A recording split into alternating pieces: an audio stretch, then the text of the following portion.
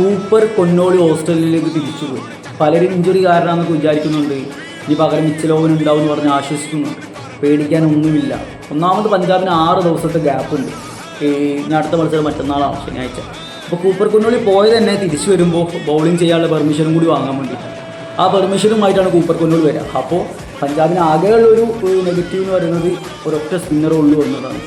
അത് മാറിയിട്ട് ചാഹലിൻ്റെ കൂടെ ഇനി കൂപ്പർ കൊന്നോളിയും ബൗൾ ചെയ്യാൻ വരും. പിന്നെ കൂപ്പർ കൊന്നോളിയുടെ ബൗളിംഗ്, അത് കൂപ്പർ കൊന്നോളിയെ ഫോളോ ചെയ്തവർക്കറിയാം. ബിഗ് ബാഷ് ലീഗിലൊക്കെ മികച്ച രീതിയിൽ കൊന്നോളി ബോൾ എറിയാറുണ്ട്. പവർ പ്ലേയിലൊക്കെ വിക്കറ്റ് എടുക്കുന്ന ബോളറാണ്.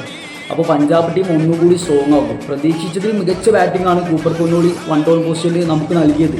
ഇംഗ്ലീഷ് പോയപ്പോൾ അതിനേക്കാട്ടും മികച്ച പെർഫോമൻസ് കൊന്നോളി കാഴ്ചവെക്കുന്നുണ്ട്.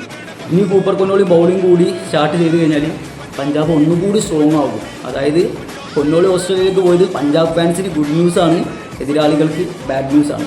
അപ്പോൾ അതൊന്ന് ക്ലാരിഫൈ ചെയ്യാൻ വേണ്ടി ചെയ്തത്. അപ്പോൾ ഈ ഒരു വീഡിയോ, ഒരാൾക്കാർ ഇഞ്ചുറി കാരണമാണ് പോയതെന്നൊക്കെ വിചാരിച്ചിട്ടുണ്ട്.